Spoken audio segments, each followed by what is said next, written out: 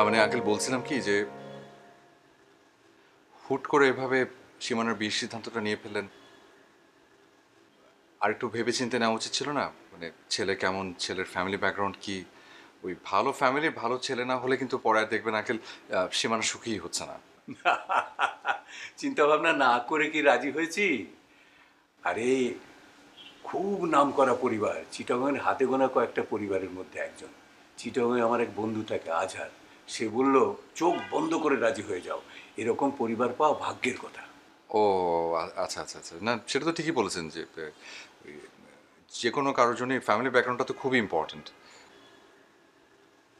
কিন্তু আঙ্কেল হয়েছে কি যে আজকাল আসলে ওই যে হুট করে পয়সা হয়ে অনেকে বড়লোক হয়ে যাচ্ছে, তো তো টাকাতে তো আজকাল সবই কিনে ফেলছে। মানুষ কিনছে, সম্মান কিনছে, ভালোবাসাও কিনে ফেলছে।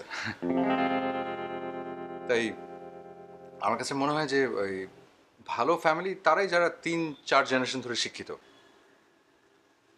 যাদের কাছে আসলে সম্মানটা সব থেকে বড়, টাকাটা না। আরে, এরা ৫ পুরুষ ধরে সম্মানিত। ছেলের বাপ দাদারা সেই আমলে বিলেতে পড়াশোনা করে এসেছে। ও আচ্ছা, তাই তাহলে তো ভালোই। আঙ্কেল আমার আমার নানার বাবা কিন্তু আমার এমএলএ ছিলেন। খুবই নামকরা পরিবার, সবাই চেনে। ওই আশেপাশে ১০ গ্রাম ধরে আমাদের পরিবারের কথা সবাই জানে আর কি। ওই আমরাও তো এখনো গেলে তো বয়স্ক লোকরাও আমাদের দেখে সালাম দেয়। তো যেটা হয়েছে আঙ্কেল যে ওই সম্মানটা আসলে এখনো আছে ঠিকঠাক, ওই টাকাটা একটু নেই আর কি। ওই যে কথা বলেন যে লক্ষ্মী আর সরস্বতী একসাথে থাকে না, তো ওরকমই হয়েছে আর কি। মানে আজকাল লক্ষ্য করলে দেখা যায় যে ওই সম্মান এবং টাকাটা না একসাথে কোনোভাবে রাখা যাচ্ছে না। এটা একটা আসলে সমস্যা। তবে আঙ্কেল ছেলে কেমন এটা কিন্তু আরো বেশি ইম্পর্ট্যান্ট।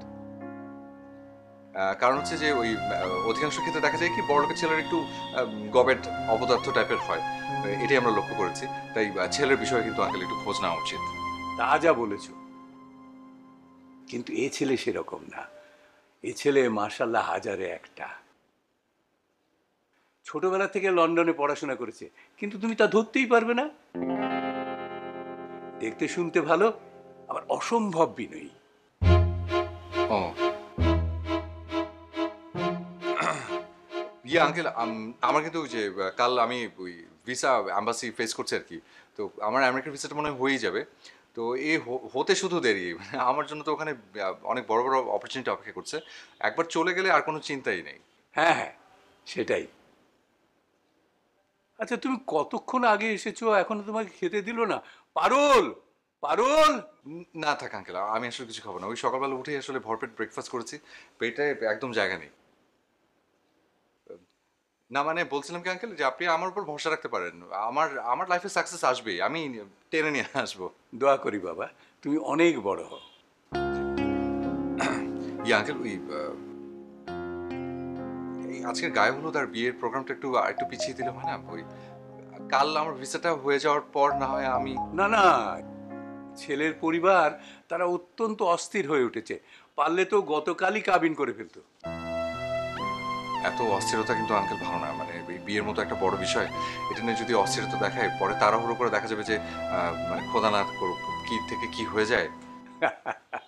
বন্ধুকে অনেক ভালোবাসো তো, সেই জন্য তুমি চিন্তা করছো। জি জি।